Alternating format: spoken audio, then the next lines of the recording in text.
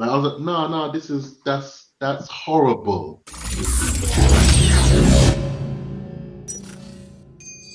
Another week, another Chatterbox. My name is Dan, and today we've got the full team. It's your boy P, Yeah. the brother Sean, and the ladies love. It's Audrey. Hello. Done no, and it's keeping it real OG styly. It's the boy Des. Yes. I'll get there. Yeah, we need you there, bro. Just, you need to work on your timing, I suppose. Now, today, we'll be reviewing the sequel to the 2006 film Borat, which sees Sacha Baron Cohen return as the famous Kazakhstan journalist Borat, who returns to America after being offered the chance to redeem himself by the Kazakhstan government after the embarrassment he brought to his country in the first film. In typical fashion, Borat doesn't fail to shock the public with his controversial antics, but also he has a new travel partner with him on his journey, which is his 15-year-old daughter, Tutar Sagdiev, played by Maria Bakalova, who tags along and adds uniquely to the drama that surrounds him. Now, I'm really interested to hear what you guys have got to say about this film. We done a little trailer reaction recently, and there was some contrasting views. I think the film took a different turn to what we expected, and I don't know whether it packed the same punches as before, but talking about punches, was this one a hit or a miss for you guys? It was a miss for me. He's done it. Nothing new. It's not my cup of tea. Not even the first one was, but this one was definitely wasn't. I enjoyed it. I thought it had a few jokes in there, some laughs and stuff. So I think it was okay. Boom. It was a miss. The punches were flying. It was a miss, man. Couldn't bobbing and weaving all over the place. Interesting. For me, I don't really know. I can't make my mind up, but I don't feel it was a hit. I wouldn't say it was totally a miss, but we know Sacha Baron Cohen is a real talent in the film industry. But what was his strongest display in this film? Was it the screenplay, jokes, or just his acting? I don't know. Because it was a miss to me, I just thought the strongest display in this program was the credits. The credits, I literally went into this one, went into watching it initially thinking, it's going to be Sacha with his own antics, taking a mickey out of the American public, which is normally hilarious. It's my kind of humor, really. It came with a funny story about a relationship with his daughter, Tutar, which was, I thought it was funny. The story, also tied into the global pandemic, which I thought was quite clever. I don't think it's going to be a miss, to be fair. I think it's an okay film. Over the years, we've seen Sacha Baron Cohen play an ensemble of characters, and over the last 2 decades in various films and shows. But what do you think about Borat that makes him stand out from the rest? I don't think he stands out from the rest. For me, he doesn't. I've never really been a fan of Sacha Baron Cohen's work in terms of Ali G and Borat and those characters. I'm more of a fan when he works with other people, when he does acting and he does other movies and TV shows and things like that. Like I've enjoyed him in lots of roles. I enjoyed him in the Trial of Chicago 7. I enjoyed him in that. So those characters, they just don't do anything for me, to be honest. And Borat doesn't do anything for me. It's just not funny for me. Just thinking back, over the past 2 decades, he's definitely done quite a number of films and characters and different roles that he played. So clearly he's talented. And I said that when we did a trailer reaction. He's won countless awards for his comedy and, like I said, the characters as well. And I was thinking, I wonder if is he the Eddie Murphy of the Jewish community. So, but his comedy is not for me. My laughter, I save it for something that's really funny. It's more kind of cringe than binge for me. It sort of shows. And to answer the question, Borat, the character, he continues to be kind of ignorant in a way, and ignorant to the westernized cultures, and probably innocent in a way as well. But despite this man travels to so many other places as well, and learning about different cultures around the world. But instead, he brings his own culture, which people look at and judge him on. So rather than embracing the westernized culture, he just brings his own culture and throws it out there. So is he learning anything really? He's traveling the world. Is he getting anything? Is he delivering anything new? Nah, he's still stuck. Yeah, it felt like maybe Borat just didn't need to come back. And I don't know. You could tell how everything was set up. You could tell that even though people may not have been fully aware of what was going on, there was a lot of editing involved, and it wasn't quite the reality that you would expect from something like this 10, 15 years ago. I don't know. Now, there were some funny moments throughout the film that made you giggle or made you think that would be even funnier if it was actually not set up. But what were your favorite or memorable moments from this film? The fertility dance that he did with his daughter, I thought that was a bit funny. I know it's really, it goes against the social norms, as you would call it, but I just saw it for what it was. I just knew it wasn't something that's going to happen in real life. I just see it as someone just playing the fool, and that's what he did. I just know what to expect with him. So for me, I wasn't really disappointed. I didn't think this was really bad. I just think it is what it is. It's Borat being Borat, and had some funny moments, and yeah, it was okay. Yeah, I just don't do well with this type of comedy. I don't like cringe stuff. It just makes me not want to watch it. But I will say that dance with his daughter was very memorable, because I don't know what happened, but I must not have been paying attention. Then I came back and they were dancing, and I was like, what's that? No. And I had to rewind it, and then I was like, no. Like, I was like, no, that's horrible. That shit scared me. No, that was very memorable. It's scarred in my head, in my brain. See, what I like with some of the work that Sasha puts out there is that sometimes it challenges people's way of thinking, and it's more the way in which people react to what he's doing that I really enjoy and I find funny. But in this one, I felt like maybe it was trying too hard to be funny, and it was not really actually looking at the kind of social side of things in a way that a lot of people do really well online. And I was thinking about this, and I thought maybe because of the way the internet works and how many people do these prank videos on all the different platforms that are available, obviously we see a lot of it on YouTube, maybe it's harder to put that into a film, especially when you've got a character as internationally known as Borat. Even when he was in a shop, there was the fancy dress costume of himself. Bit weird though that the guy didn't actually recognize him. Now, there's been a lot of controversy around this film again, like the backlash received by New York Mayor Rudy Giuliani for his hotel room scene with Borat's 15-year-old daughter. And although we know comedy comes with pushing social boundaries, like I mentioned before, did Sacha Baron Cohen go too far in this film for you? Yeah, for me, in a nutshell, I think there's still a way for him to go. He pushes the boundaries. Did he overstep the mark? I think he still pushes and pushes and pushes. So he's still got some distance in him before something really does happen. Shock element just motivates him and his team, and they like that. I suppose his fans like that as well.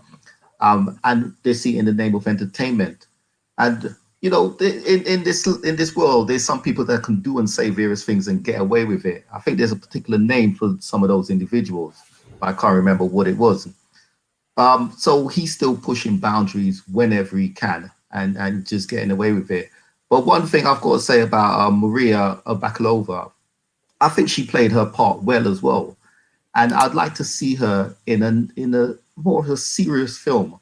I know she does a lot of Bulgarian films, and there's one coming out called The Last Call. And it's a rom-com. And this is something that I want to look at because on IMDb, it's rated at like 8 out of 10 or something. So even though it's got some subtitles, I want to see what she's really about, because I think following this here, I think she's going to make a little name for herself. Now, it's interesting you mentioned Maria Bakalova there, Des, because she's been tipped by Sacha Baron Cohen for an Oscar for her performance in this film. Do you think it's justified after seeing this film? I don't know. I don't know if it's justified or not in terms of Oscar because I don't know the competition, but she is really, really good, and she's the best thing about this movie. She kept me involved, like watching this movie. Like she was really talented, and I like most of the things she done. Like she was funny. Just there's a bit where she goes into the Republican women something they're doing, having a chat or something, and she like tells this little story and I about her pleasuring herself, should I say? And at first I was cringing, but then when she started speaking, I was like, oh, this is actually funny though. Like I still was cringing, but I was laughing also. Like, and she's the best part of it, and he knew that. That's why I think she took up a good portion of the movie because she was definitely the best thing about it. She was the best thing about the film. Rah, that's saying a lot. Maybe Sasha won't mind. I'm sure he can be quite humble and let someone else take the star position. The first Borat film made 262 million in the box office worldwide after being released in 2006, which is a huge number for an $80 million film. But do you think this film would have done similar numbers if COVID didn't have an impact and it was released in the cinemas? I don't know what the streaming numbers will be, but if I was going to bet my money, I think it would end up being like in the tens of millions probably, or maybe even up to 100 million. I don't know. I think they're really going to do like good numbers because Borat. I mean, even Kazakhstan. Funny enough, I was reading up on it. I heard Kazakhstan's actually using Borat's catchphrase "very nice" in their new tourism campaign. So, I mean, I think it's going to do well. Like whether it's our type of comedy or not, whether it's cringy or not, I just think there's going to be a mass majority of people that's out there that likes this type of cringe-worthy comedy, and I think it's going to do really well. Sacha Baron Cohen has been around for quite some time. He's been around since the 90s, and he has quite a following. So if this film had reached to the cinema, there'd be people going in their droves to actually watch it. And I believe it could have surpassed the previous amount and made even double. Interesting. Now, Amazon Prime Video seems to be making waves again. Was it a great move by Amazon in securing the second Borat film for their platform? Well, like Pete said already, he's got a huge following, especially based on his last film, which he said made 262 million from an 80 mil budget. One thing I don't really get is how this film is going to be measured, because is there a way of actually knowing, yes, 10 million people within a week watched the new Borat film?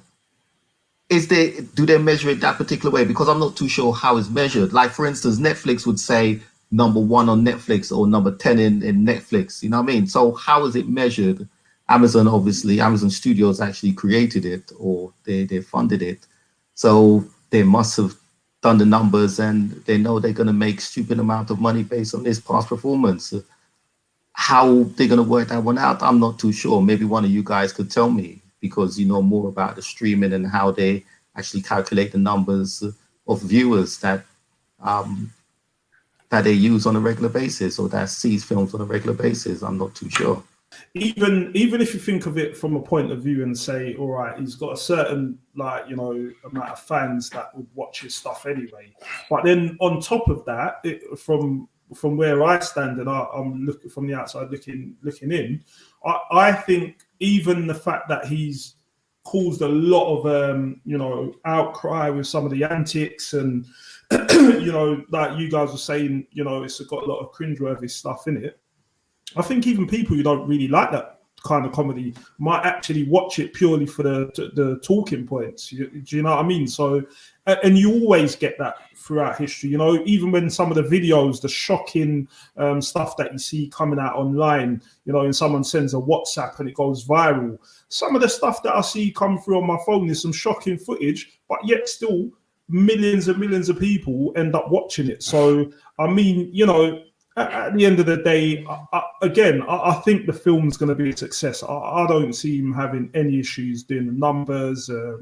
You know, no matter what gets written about in the Sun or whatever newspaper, I just think he's going to do really well. Now, the numbers on this one aren't released. Amazon and Netflix and some other streaming sites are quite known for not actually releasing the viewing numbers. But I think it's Samba TV. I was just trying to have a look for the article. Put the number at around 1.6 million views in its first weekend. But because we don't know a lot of the figures from these streaming sites, you can't really give that a comparison, whether that's good, whether that's bad. And then also you've got to think about the fact, like P, you know, basically uses other people's passwords to access streaming sites. I wouldn't ever dream of doing such a thing. And so are you really getting a true reflection on the viewing figures? Also, like me, you know, I sit and watch films with my family. There's technically 3 of us watching. If we went to the cinema, we would pay for 3 tickets. But in my house, you don't know whether it's 3 of us watching or just one of us. And if we watch it multiple times, that adds to the figures. But technically, we're not paying. So there's a lot of variables, but they're putting the figure at 1.6 million views in the first weekend. Now, all of that is very interesting. I'm a little bit surprised at some of your views, but I'm most interested, and I'm guessing it's going to be low, but how many stars is it getting, boys? It's only going this high for Maria Bakalova, 3 stars. I have to give this a solid 2. Solid 2. Yeah, 3 stars. But I'll give it 2 stars. For me, this film, 2.5 stars. I was interested to see what Sacha Baron Cohen was going to do. However, I did feel at the bottom of my heart it just wasn't a time for a Borat remake. And yeah, the star of the show probably was Maria, and I hope that she doesn't go into a career of trying to reinvent used, tested, tried characters. And I think it's time for Sacha to start thinking about new ventures to try. Although one thing I will say is his accent in Borat was 100% better than his accent in the recent trial of the Chicago 7 or 8. I can't remember. But in the trial of the Chicago lot, his accent was terrible. Thank you so much for watching this week's episode. We definitely want to hear what you guys have got to say about Borat's second film. Let us know in the comments. While you're there, hit that big red subscribe button. Next to it, there's a little bell. Make sure you hit that. You get a notification every time we upload a new video. We're on the socials too, so let us know what you're watching. Tell us what we should be watching, and we might be reviewing it in the next episode. My name is Dan. We got your boy P. Don't know it's the brother Sean. Very nice. And we've got the ladies love Andre. Yeah. Come on, OG, tell them what it is. It's Des. It's cool. Cool, man. Yeah. Yes, Chatterbox, peace and love, people. All right.